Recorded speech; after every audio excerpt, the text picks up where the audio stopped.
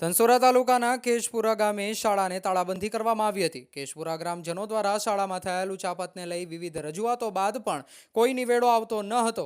કોઈ અધિકારી તપાસમાં નહોતા આવતા, જેને લઈ ગ્રામજનોએ ભેગા થઈ શાળામાં તાળાબંધી કરી હતી। અભ્યાસ અર્થે આવતા વિદ્યાર્થીઓને શિક્ષણ કાર્ય પર બંધ રહ્યું હતું। શાળામાં બાળકો માટે વિવિધ સુવિધાઓ ન હોવાનું પણ ગ્રામજનો બતાવી રહ્યા છે। ત્યારબાદ અરવલ્લી જિલ્લામાંથી તપાસ અર્થે અધિકારીઓ આવ્યા હતા અને તમામ શાળામાં થયેલ ઉચાપત બાબતની વિસ્તૃત ચર્ચા કરી હતી। સાથે તમામ એસએમસી કમિટીને અને શાળાના સ્ટાફને બોલાવી નિવેદનો લીધા હતા। હવે એ જોવાનું રહ્યું કે ગ્રામજનો જે બાબતની ઉચ્ચ કક્ષાએ રજૂઆત કરી છે તો તેમને ન્યાય મળશે કે પછી ચાલતું હતું એમ જ ચાલશે। રિપોર્ટર વિપુલસિંહ સોલંકી, ધનસુરા। મારું નામ સોલંકી નરસિંહ ભૂપતસિંહ, ગામ કેશરપુરા, તાલુકો ધનસુરા, જિલ્લો અરવલ્લી। હવે આજનો અમારો વિષય એવો હતો કે ગયા મહિનામાં 9/8/2024ના દિવસે અમે જિલ્લા પંચાયતમાં શાળાની બાબતે જે અમારા શાળાના ગોટાળા આ બધું જે હતું એ ગામવાળાએ બધા ભેગું થઈને એક અરજી કરી હતી।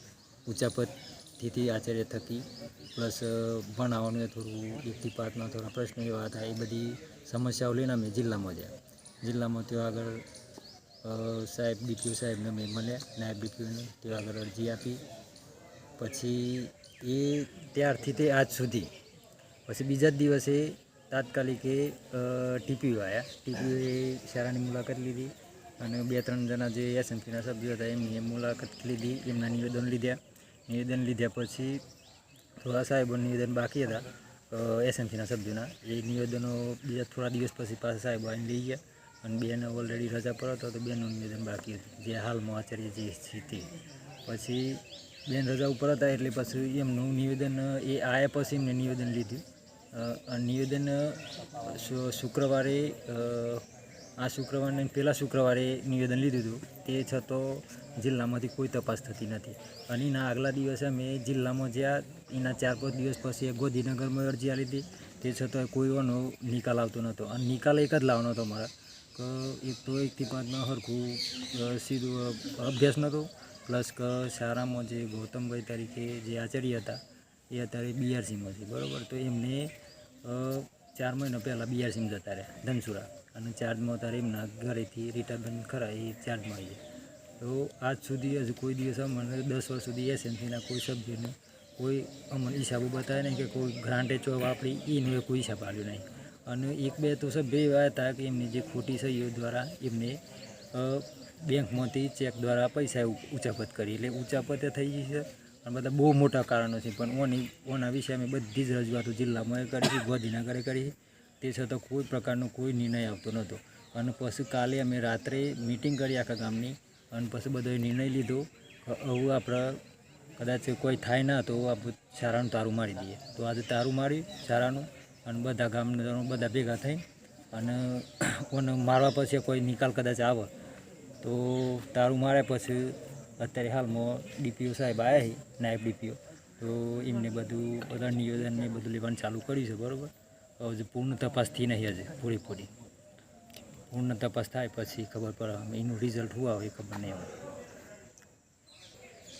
આપની શું રજૂઆત છે? મારી તો સાહેબ એક જ રજૂઆત છે કે અત્યારે હાલમાં જે આચાર્ય તરીકે રીટાબેન છે ને એ આચાર્ય પદમાં અત્યારે જોતો જ નહીં ગામમાં। અને બીજું કે બીઆરસીમાં જે એમના ઘરવાળા છે પતિ એ ગૌતમભાઈ, એમની એ તો બીઆરસીમાં બદલી થાય, અને અમને સારા શિક્ષક બે ગમે તે આપો એવી અમારી રજૂઆત બધા ગામજનોની, અને બહુ ટોટલી અમને મળી જાય એવી અમે અપેક્ષા રાખીએ જિલ્લા શિક્ષણ અધિકારી જોડે। હવે જોવાનું એ રહ્યું શિક્ષણ અધિકારી સાહેબ અમને હિસાબો બધા ટોટલી ક્લિયર આપે છે કે નથી આપતા। મારું નામ પરમાર વિપુલસિંહ દલપતસિંહ, ગામ કેશરપુરા, તાલુકો ધનસુરા।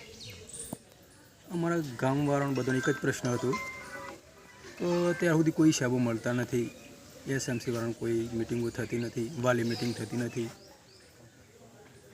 આ કારણથી બધા ગામવાળા ભેગા થયા અને અરજી કરી, તાલુકામાં અરજી કરી, જિલ્લામાં અરજી કરી, ગોધીનગર અરજી કરી, પણ ઓનું કોઈ ઉકેલ આવતું નથી। એટલે બધા ભેગા થયા, ઓનું શું કરવું માટે અમારા મંદિરની અંદર મિટિંગ કરી ગામવાળાની મિટિંગથી એટલે બધા એમ કીધું કે આપણે શાળાનું તારું બંધ કરી દઈએ, શાળાનું તારું બંધ કરી દઈએ એટલે આપણે આગળ રસ્તો મળશે। એ બધા ભેગા થઈને પાછા શાળા આગળ આવે અને તારું મારી દીધું.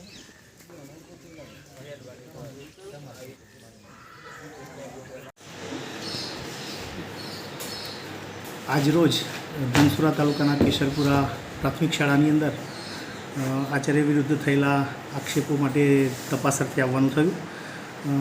ગામના લોકોએ આ આક્ષેપો અનુસંધાને તાળાબંધી કરેલી, પણ એમને વાતચીત કરતાં એમને તાળાબંધી ખોલી નાખી. ત્યારબાદ તમામ જે ગામના લોકો હતા એમને સાંભળવામાં આવ્યા, શિક્ષકોના નિવેદનો લેવામાં આવ્યા અને આચાર્યના તમામ રેકોર્ડોની ચકાસણી કરવામાં આવી છે. બિલકુલ નજીકમાં જ આ સંપૂર્ણ રેકોર્ડની ચકાસણી કરી અને તટસ્થ અહેવાલ ડીપીઓ શ્રેણીએ રજૂ કરવામાં આવશે.